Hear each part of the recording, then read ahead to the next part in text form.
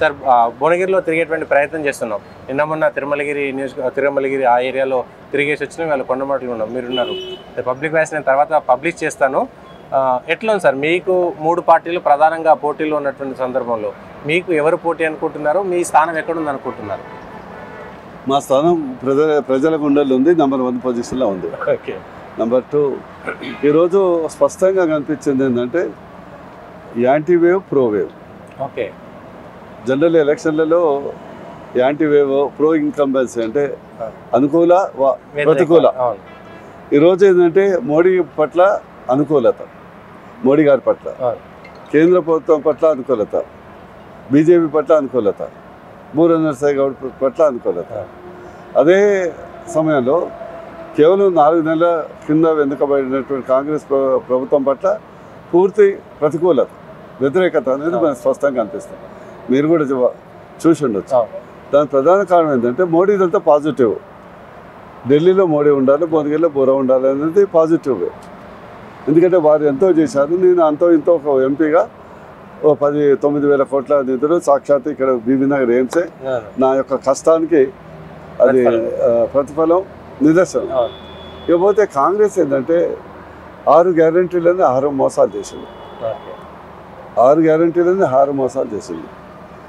దాంతో ఏంటంటే ప్రజల్లో స్పష్టంగా ఇప్పుడు అర్థమైంది, వీళ్ళు మాయమాటలు చెప్పారు, ప్రజల్ని మోసం చేస్తున్నారు, కనీసం గతంలో ఉన్నటువంటి పథకాలను కూడా అమలు చేయట్లేదు. ఏదైతే రైతు బంధు కొండ నాలుక మందేస్తే ఉన్న నాలుక ఉన్నట్టు అది పోయింది, అసలు మాటే లేదు.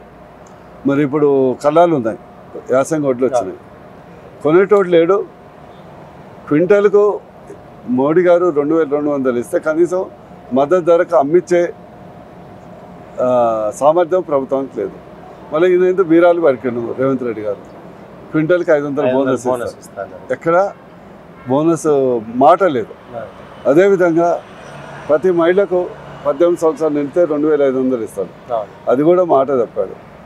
ఆసరా పెన్షన్ 4,000 ఇస్తాడు, అది కూడా మాట తప్పాడు. రైతు భరోసా కింద 15,000 ఇస్తాడు, అది మాట తప్పాడు.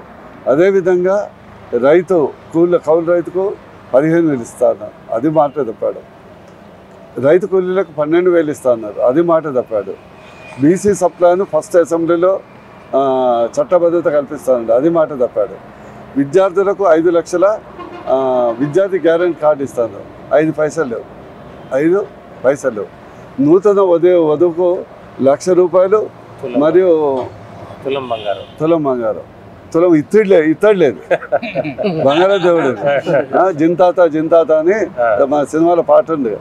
ఇప్పుడు రేవంత్ రెడ్డి గారి పని ఏమైందంటే సాధారణంగా ఎవరైతే దొంగలు దోచుకొని అక్కడ ఉండరు, పరారైతారు.